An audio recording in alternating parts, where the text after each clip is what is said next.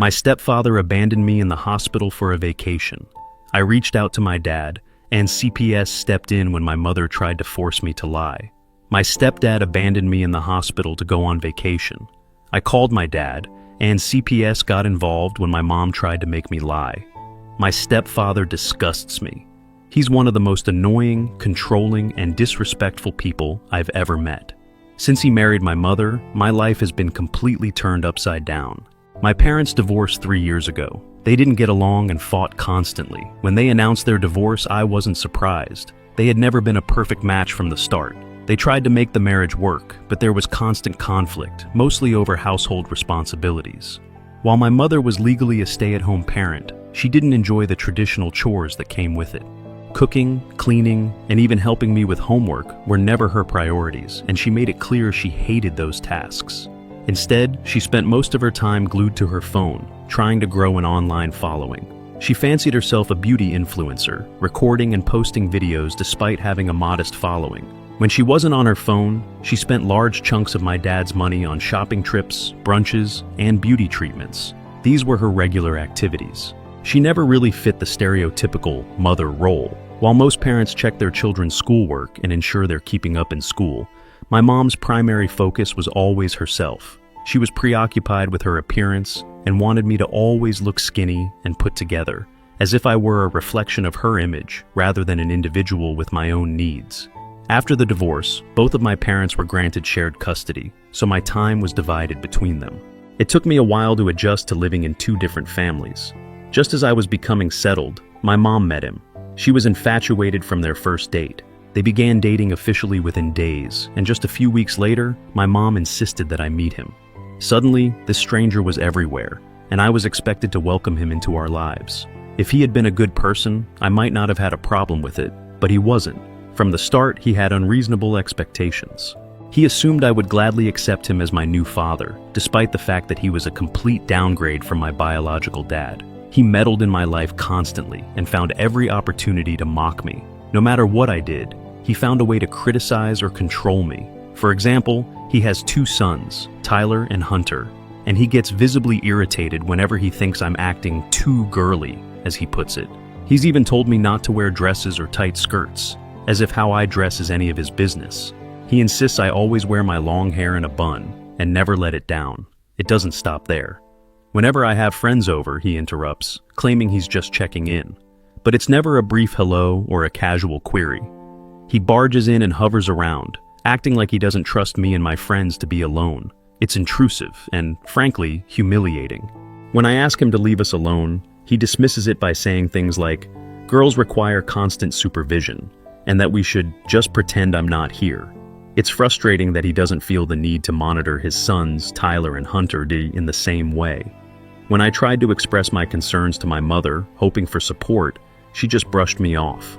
She claimed he was just being protective, as if that justified his actions. On top of everything, his 2 sons, Tyler and Hunter, make my life even harder.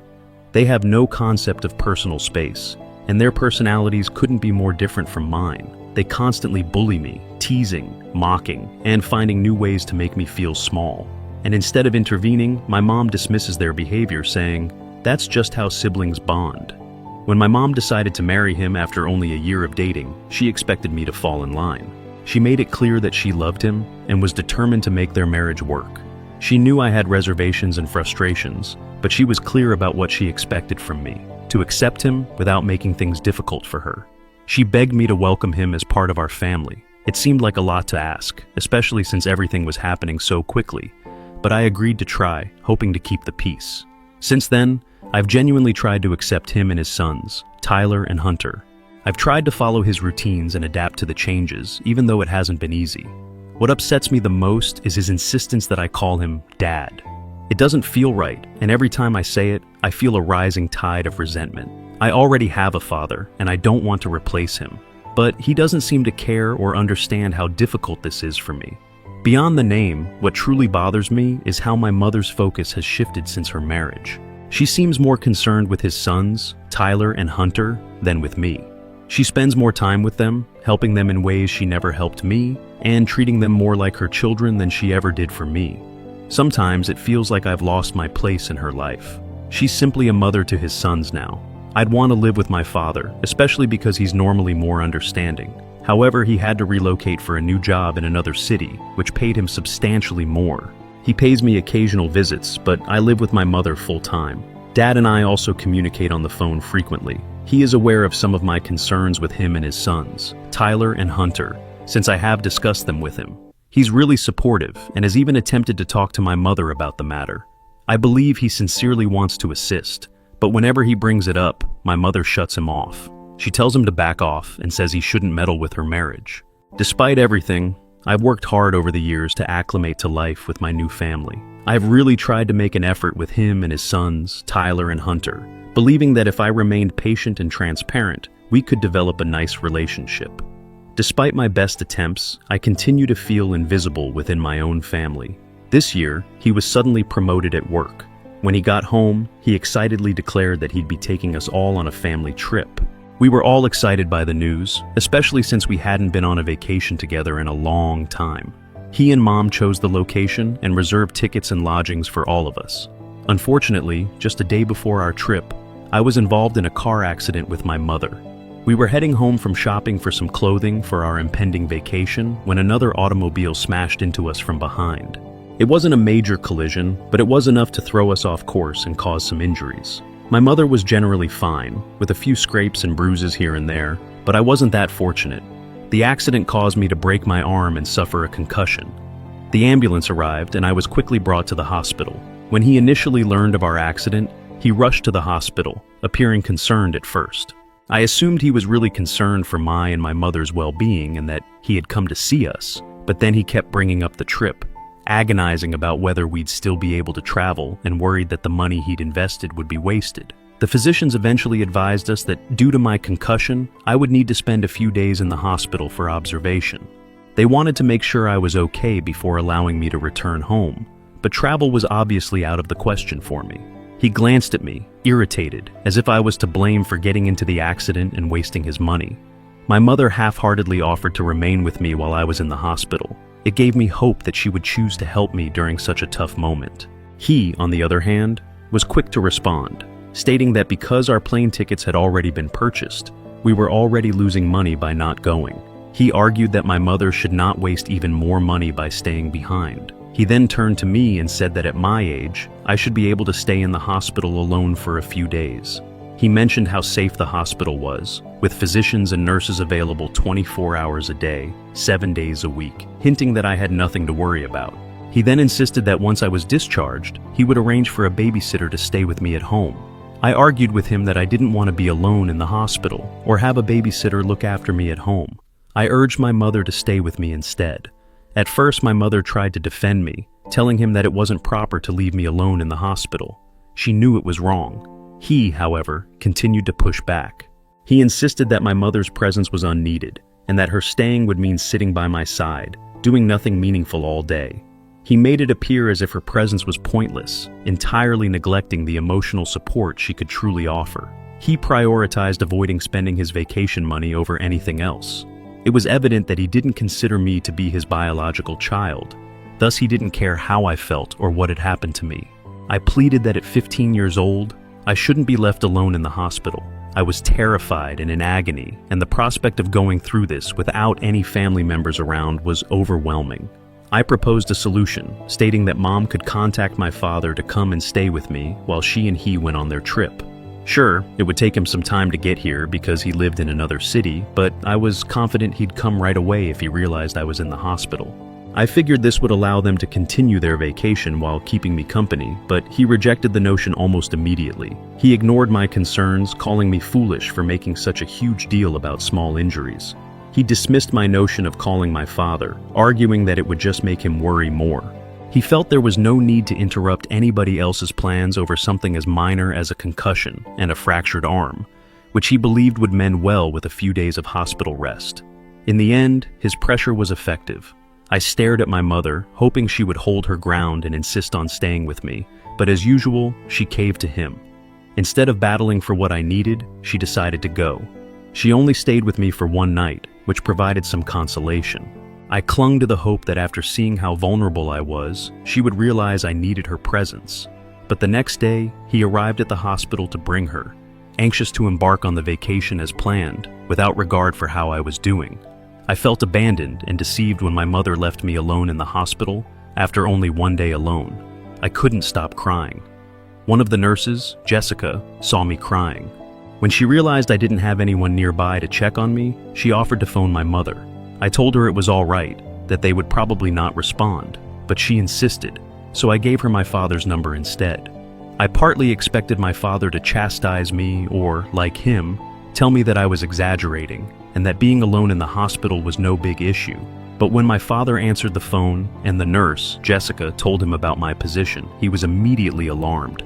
He sounded more concerned than I had heard Dad in a long time, and inquired whether my mother had truly gone on the vacation without me.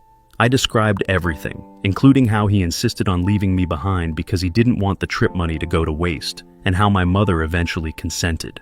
My father was outraged. As I told him everything, he became silent, but I could sense his rage simmering. He then told me that my mother had just indicated that we had been in a little fender bender, downplaying the entire incident. She hadn't mentioned my fractured arm, concussion, or the fact that she and he had left me alone in the hospital. According to what she told him, there was nothing to worry about. Therefore, he didn't feel the need to contact me. Hearing that my mother had willfully lied about my circumstances to my father made me feel even more hurt and betrayed. My father instantly told me that he will come over as soon as possible. He said he'd drop everything, drive to the hospital, and remain with me for as long as it took. For the first time since my admission, I felt relieved, knowing that my father was on his way to be with me, and that someone was finally taking my condition seriously. As I sat there waiting, I realized how much I needed this type of support in my life. Within 2 hours, my father arrived at the hospital.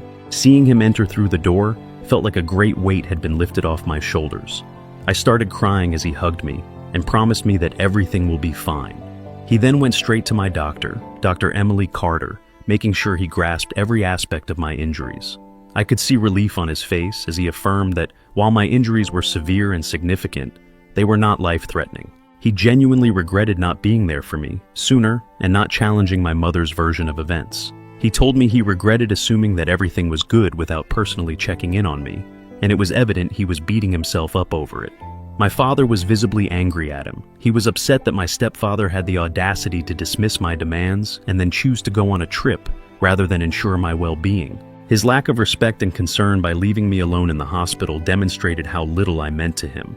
His behavior screamed volumes, indicating that despite being married to my mother, I was nothing more than an annoyance to him.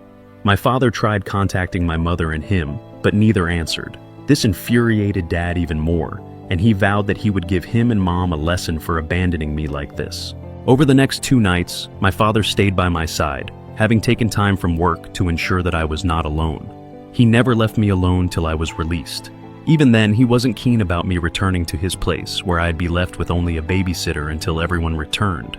Instead, he insisted I accompany him home, and I consented. Once I arrived at my father's house, he attempted to contact Mom again. She claimed to have missed his previous call since she was having so much fun with him and his sons, Tyler and Hunter. Hearing this inflamed his rage even more, and he did not hold back. He forcefully told her that her actions were unacceptable, that abandoning me in the hospital was a major act of neglect, and that he intended to take legal action to hold her and him responsible. He even mentioned taking her to court if necessary, which implies she could lose custody of me. He made it apparent that he was ready to report her and him for their activities. Since then, my phone has been constantly vibrating with calls and texts from him and my mother. Instead of accepting their actions or apologizing, they've been sending messages accusing me of ruining their vacation by informing my father about my position. He has even gone so far as to claim that all I had to do was keep my mouth shut and silently remain in the hospital without causing a scene. They said everything would have been okay if I had just complied. I was made to feel bad about throwing my mom and stepdad under the bus. Update 1 for everyone who is asking. Now that I've had some time to think about it and spoken with my father, I know how many times he and Mom have neglected me over the years, and I've just let it happen. I remained silent, thinking things would change, but they never did. It's difficult to accept, yet I let myself be pushed aside for their convenience. Now, thinking back, I can't believe I put up with it for so long. For example, He frequently strained my relationship with my father. He would continually make disparaging comments about him, calling him a deadbeat or a loser in comparison to him. He believed my father was not a good spouse to my mother, and as a result, he felt he had the right to criticize him whenever he wanted. Mom never asked him to stop. When I experienced problems at home or tried to talk to my mother about them, he always rejected my concerns. He would tell me that I was exaggerating things or that I was overly sensitive because I was a girl. He often said that this was why he was so fortunate to have only boys. He consistently demonstrated preference for his sons, Tyler and Hunter, even in minor everyday exchanges. He was always willing to help them with their bills. But if I asked my mother for anything, he would probe me with endless questions. He often accused me of buying useless items and wasting money. Even though it wasn't his money, it was my father's money. Therefore, I should have had the freedom to spend it any way I chose. Despite living in the same house, we never had quality time together as a family. He and Mom would frequently make plans with his sons, Tyler and Hunter, and exclude me, claiming they didn't want to bother me or wanted to spend quality time together without me. This often made me feel abandoned and unimportant. They'd go out to dinner or do activities they enjoyed without thinking about whether I'd want to join. This is perhaps why I was so delighted to accompany them on their vacation. They rarely engage me in their plans. He and Mom also do not like to celebrate my birthdays. They usually tell me that since his sons, Tyler and Hunter, don't make a big fuss about their birthdays, I shouldn't expect much either. It's as if they assume I don't deserve particular attention simply because it's not their style. When it comes to gifts, I constantly wind up with stuff I don't like or utilize, as if they didn't think about what I genuinely appreciate. Whenever I was failing in school, he would say stuff like, "You're just lazy, that's your problem, and why do you even bother with that stuff?" Instead of asking what was wrong or providing assistance, he complained about how it inconvenienced him. Mom, on the other hand, would remain mute, offering no words of comfort or support, despite knowing how badly it affected me. Update 2.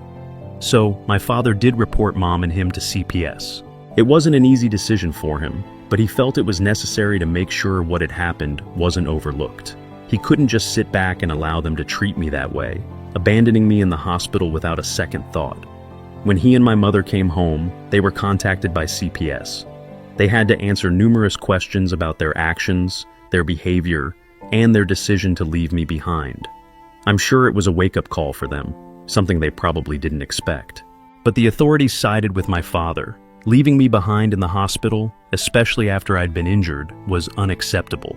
They acknowledged that I had been neglected in a way that put my well-being at risk. Later, my mother called me. She wasn't happy. Her tone made it clear she was furious with me. She told me that by involving CPS, I had caused a lot of trouble for both her and him. She seemed to blame me for everything that had happened, even though I knew I had done nothing wrong. She warned me that CPS would be contacting me soon to hear my side of the story. Then, she pressured me to lie to the authorities, threatening that if I didn't, I would be taken away from her and she would lose custody. I told her I couldn't lie to the authorities. I reminded her that she should have thought about the consequences of abandoning me in the hospital before making that choice. Mom tried to guilt-trip me, saying she had given me years of her life and that I needed to prove my loyalty to her now. She made it sound like I was betraying her by being honest with the authorities, as if I was the one to blame for everything that happened. What shocked me most was when she said that lying would protect him and his sons, Tyler and Hunter. She emphasized that CPS investigating him could cause trouble with his ex-wife and warned that she might use this situation against him. I just shook my head, realizing that my mom cared more about his reputation and her own than about what I had gone through. She never once asked about my health or recovery. She begged me to lie and protect her family instead. I couldn't take her selfishness anymore. I stood my ground and told her clearly that I didn't care how this affected her or him. I wouldn't lie to the authorities. I told her I would tell them the truth about everything that happened, and I wouldn't cover up for anyone. If that meant she and he were in trouble, so be it. They were the adults. They made the mistakes, not me. I refused to shield them from the consequences. My mother raged at me, calling me names, but I wouldn't back down. Update 3. It's been 2 weeks since I last updated. I spoke to the authorities and told them the truth. For now, I'm staying with my father. He's been looking into schools, and he's trying to make arrangements for me to live with him permanently. I have to admit, Living with him feels good. My mom has clearly abandoned her obligation to me, and that can't be overlooked. CPS has urged her to make significant changes, including taking parenting classes and counseling to address her neglect and her strained relationship with me. He was also questioned, as he had shown a lack of respect and concern for me, especially after what happened at the hospital. CPS has made it clear they will continue monitoring the situation. If and when I return to stay with them, they warned that any further negligence or cruelty would lead to more severe consequences. 4 months later. I can't believe it's been almost 4 months since I started living with Dad. It feels like I'm finally in a place where I don't have to walk on eggshells or question my worth. Living with him has been a huge relief. He's supportive, listens to me, and, most importantly, respects my space and my decisions. It's been a complete 180 from what I was dealing with before. I feel heard here. I can talk to him about my day, my troubles, and my dreams, and he actually cares. I've been able to focus more on my studies and my mental health, and I feel like I'm starting to get back to my true self. I've also made some wonderful new friends at school, and I really enjoy spending time with them. In fact, last month, for the first time in years, I was able to properly celebrate my birthday. I invited all my friends over, we had pizza, and we watched cheesy romantic movies. It was the kind of birthday I'd always wanted, but never had while living with my mom and him. Mom's situation is still complicated. She's been trying to contact me more often recently, texting me to apologize and tell me how much she misses me. Part of me feels guilty for staying away, but then I remember everything that led me here. I've made it clear that I'm still not ready to return. While she continues to reach out, I've set boundaries for myself. Her actions were harmful, and she needs to take full responsibility for them. As for him, he's never apologized or taken responsibility for his behavior. Honestly, I'm not surprised. He's never shown any real concern for me or my well-being. I'll never forget how he treated me, especially in the hospital. I don't care if he ever changes. I'm not waiting to find out. I've learned to rely on myself and on the people who truly care about me.